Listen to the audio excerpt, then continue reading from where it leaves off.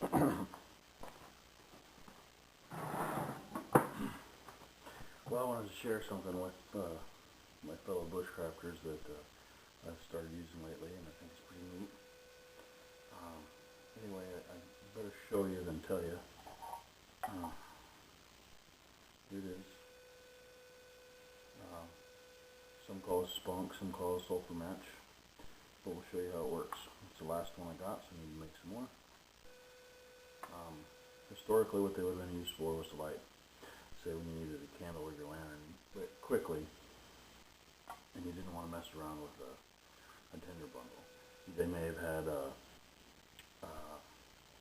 slow match or a tinder tube or charred material, charred cloth, charred natural material, but they're pretty simple to use. All you do is get you something charred going. I'll go ahead and use this.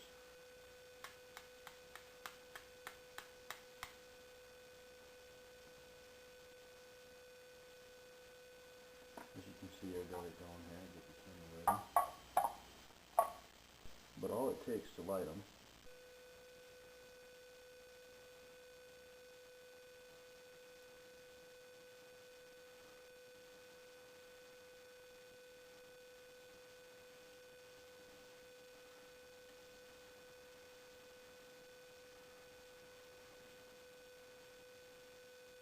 there you go.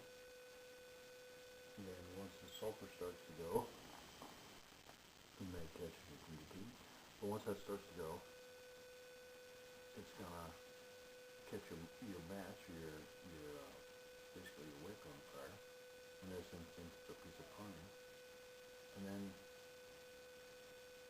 I can light my candle.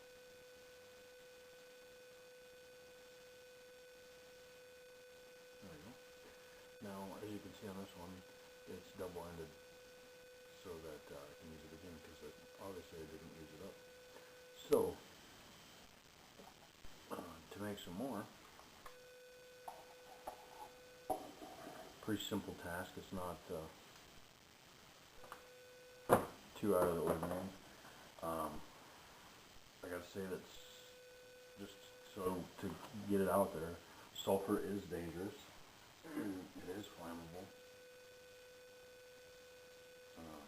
By no means am I an expert at this, so take your own precautions when doing this. But my simple setup: tea candle and a cut pop can with the bottom for my sulfur.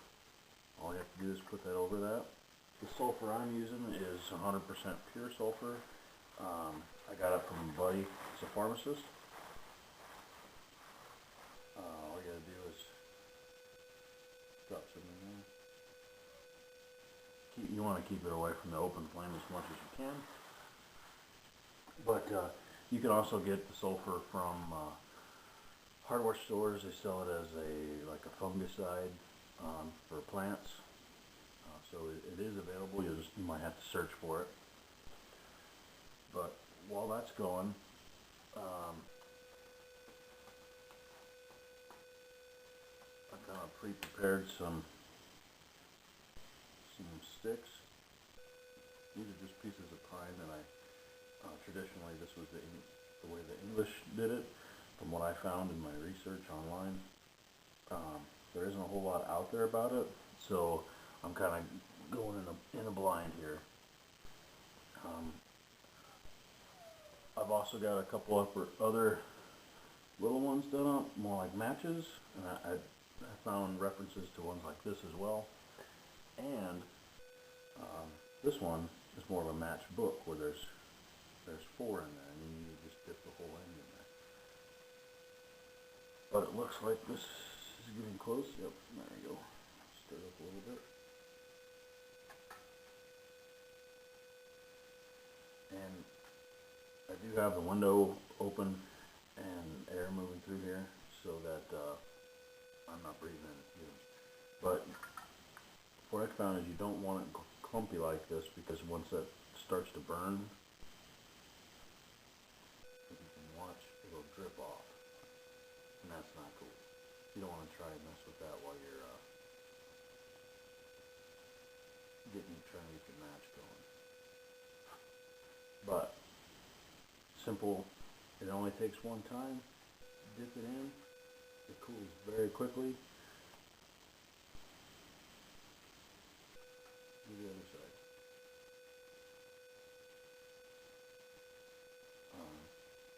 Pretty close to the same. And the other one.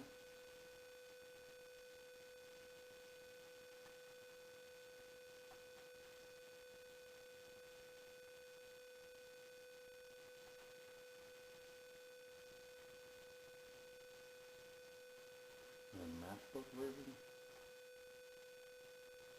Both sides. Pump it in. Those are kind of handy. But as you can see, it's pretty simple, straightforward. And they light from an ember. Also, a little tidbit of information. What I found out in my research online was that originally these were said to have been invented in about 577 AD by the Chinese. And there's a book called The Records of Unworldly and Strange by Tiao Ko, written in 950 AD, that also references these. So I thought that was kind of neat. And another bit of information, when you're watching, say, a Charles Dickens based movie or something along those lines, and you see the little match girl selling her matches on the corner,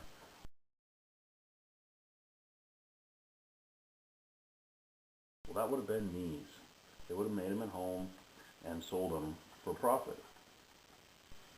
So I thought that was a bit interesting.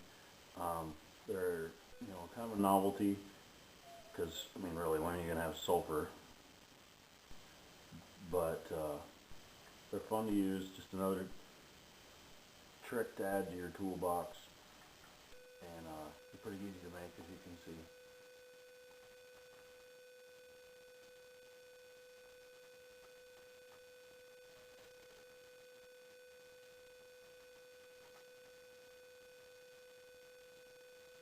And I would imagine that the fur trade would have would have used these, because they've been around for thousands of years before that. So it's a good addition to your kit if you want to stay in like a period time, and they keep pretty well. Hopefully I can answer any questions you have, or at least look up the answers. So let me know.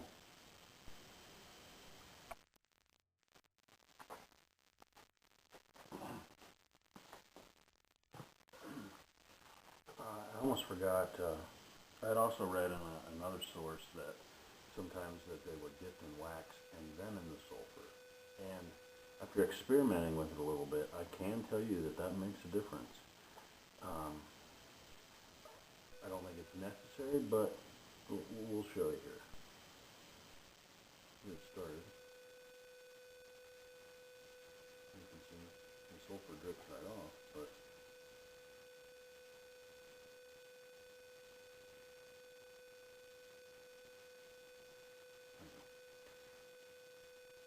the wax and the combination of the sulfur really burn. As you can see, the wax is waking up the match. It really takes off.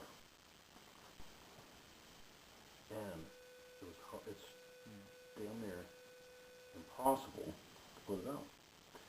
So that might be beneficial for windy situations, or lighting bigger Tyndall bundles or whatnot. But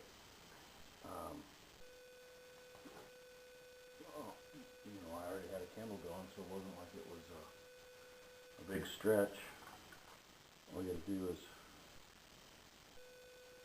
get a little wax on there, and I imagine you could seal them off this way too, but doing so, they're not going to light as easy from charred ember. But just another little piece of information. Like I said, I'm no expert at this, but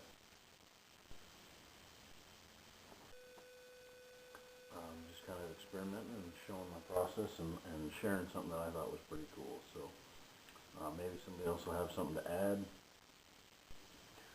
that's more in tune with these. But I think there's a lot of possibilities with these. And we'll see where they go. And here's the ones, the matchbooks ones. As you can see, they just simply pull apart. And I've even heard of, or read, I should say, where people just take a whole stick and dump the end of it, and then they can bust off what they want. So, anyway, thanks.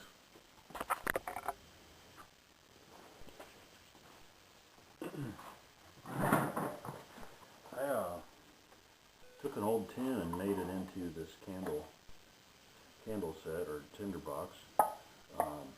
Saw some pictures of it, and they do sell reproductions. This one I just used a tin of some type that I had gathered somewhere, who knows. Shotgun shell that I riveted to it, and then made a little handle for it to hold on to it like a candle holder. So it turned out pretty slick. But one thing that I also saw while researching this was that they would have a snuffer, usually some type of metal disc or leather disc, that then the charge in the bottom. What's nice is not only can you snuff the char out with it, but then this separates my char from the rest of the kit when it's stowed. So it's kind of nifty. Thought I'd share that, and it works pretty slick, especially if you're going to use it for. I've got char cloth in here now, but if you're going to use it for the method that like Abo Forrester shows in his Flint and Steel University of using natural char material and striking into it. You can see I got the ember going there.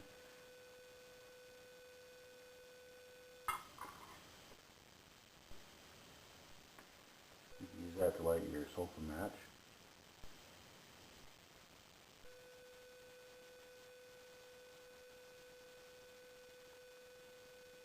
Get your sulfur match going. And you light your candle while you're at it.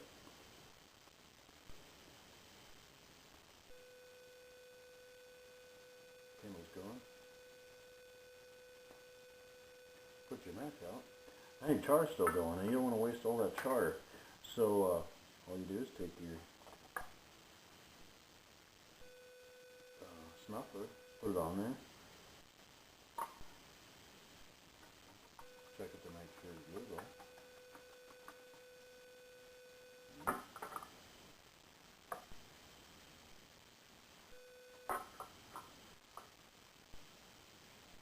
And you're good to go.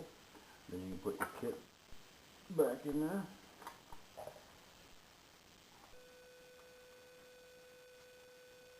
There's sulfur matches included. I'd save room for the candle. For now, I'm ready to go on my way. Whether I want to start my fire with the candle or do what I need to do in the camp or in the house. So, pretty neat idea. And it's kind of, I think stuff like this is getting lost, and the guys like us that are into bushcraft and the reenacting type of guys don't practice these skills and bring them back to life. They'll be lost forever. The way I look at it, things like these sulfur matches, they were a day-to-day thing for people, you know. This isn't the kind of stuff that really got recorded. Stuff like this, you know, mundane things like brushing your teeth, they didn't write down in history because it was just something that they figured wasn't important enough. But I guarantee that there's things out there that are like this that have been lost, and it's guys like me and you that will resurrect it through little tidbits of information.